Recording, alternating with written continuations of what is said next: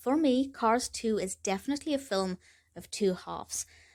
When I liked it, I loved it, and I actually preferred the bits that I loved to the first Cars film. But I do think the first half of the film was a little bit slow. I will explain that in more detail, but I won't give any spoilers. So if you haven't seen the sequel yet, that's absolutely fine. This was released in 2011, directed by John Lasseter and Bradford Lewis, and stars our usual fantastic voice cast. Owen Wilson, of course, as Lightning McQueen, Larry the Cable Guy as Mater. We have Michael Caine and Emily Mortimer, Eddie Izzard, John Turturro. Absolutely brilliant voice cast as always, and that's obviously reflected in the quality of the voice acting.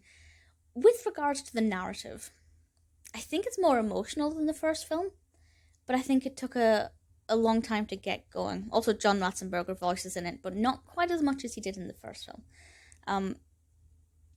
So the description from IMDb sums it up quite well without giving any spoilers, and may actually whet your appetite. And this reads as follows. Star race car Lightning McQueen and his pal Mater head overseas to compete in the World Grand Prix race, but the road to the championship becomes rocky as Mater gets caught up in an intriguing adventure of his own, international espionage. So, Lightning McQueen is going to race in the Grand Prix, but he reluctantly takes Mater along with him. Mater is a brilliant friend, an absolutely fantastic, loyal friend, but he gets in the way in a bit.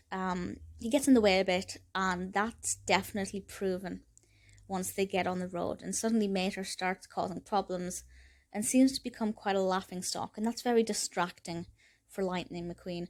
So Mater goes off really to have a bit of a sulk, as is fair enough.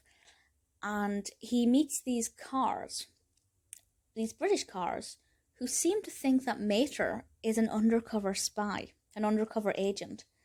And suddenly he finds himself embroiled in this scheme that I won't say any more about. You'll learn about it as the narrative unfolds. I don't want to give away too much too soon.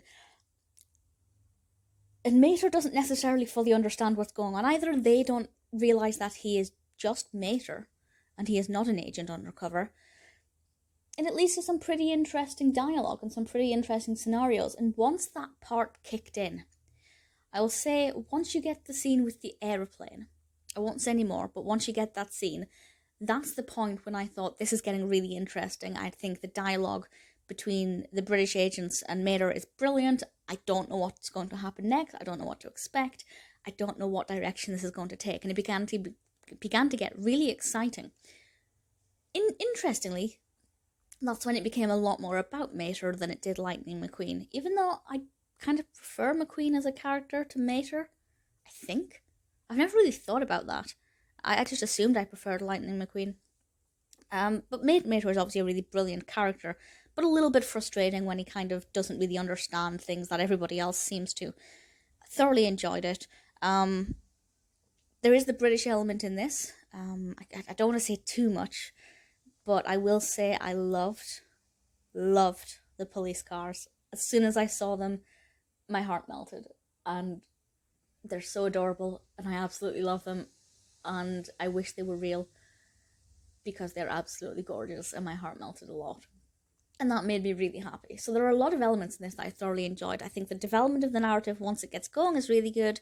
It's not so much that it's slow before that, but it's just I didn't personally find what was on screen to be as interesting as the second half of the film. Maybe the second two-thirds. That does make sense. I enjoyed it a lot. I'm really looking forward to Cars 3. I'm going to give at least a couple of days before I watch the next one. I'm quite excited to see it. But I'm really looking forward to it. Cars 2, unexpectedly, I think, for the most part, I preferred to the first Cars film.